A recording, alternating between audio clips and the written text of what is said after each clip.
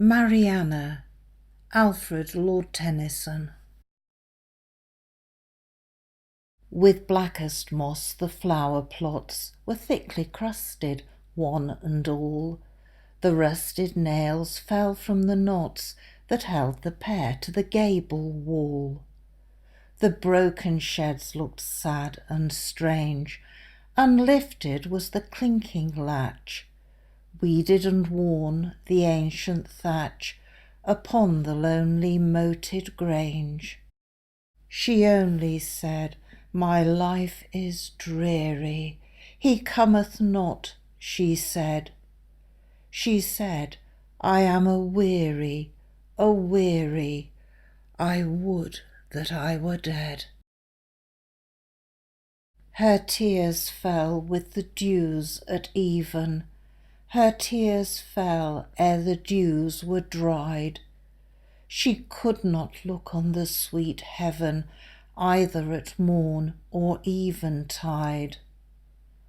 After the flitting of the bats, when thickest dark did trance the sky, she drew her casement curtain by, and glanced athwart the glooming flats. She only said, "The night is dreary, he cometh not," she said. She said, "I am aweary, aweary, I would that I were dead." Upon the middle of the night, waking, she heard the nightfall crow. The cock sung out an hour ere light. From the dark fen the oxen's low came to her, without hope of change. In sleep she seemed to walk forlorn, till cold winds woke the grey-eyed morn about the lonely moated grange. She only said, "The day is dreary, he cometh not," she said. She said, "I am aweary, aweary, I would that I were dead." About a stone cast from the wall a sluice with blackened waters slept, and o'er it many, round and small, the clustered marish mosses crept.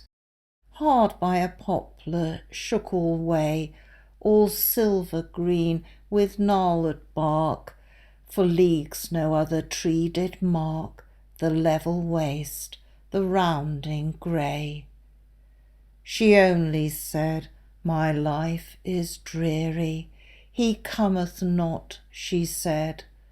She said, "I am aweary, aweary, I would that I were dead." And ever when the moon was low, and the shrill winds were up and away, in the white curtain, to and fro, she saw the gusty shadow sway. But when the moon was very low, and wild winds bound within their cell, the shadow of the poplar fell upon her bed, across her brow. She only said, "The night is dreary, he cometh not," she said. She said, "I am aweary, aweary, I would that I were dead." All day within the dreamy house the doors upon their hinges creaked. The blue fly sung in the pane. The mouse behind the mouldering wainscot shrieked, or from the crevice peered about. Old faces glimmered through the doors, old footsteps trod the upper floors, old voices called her from without. She only said, "My life is dreary, he cometh not," she said. She said, "I am aweary, aweary, I would that I were dead." The sparrows chirrup on the roof, the slow clock ticking, and the sound which to the wooing wind aloof the poplar made did all confound her sense.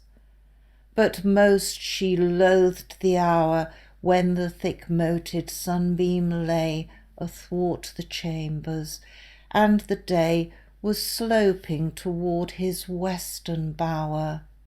Then said she, I am very dreary. He will not come, she said.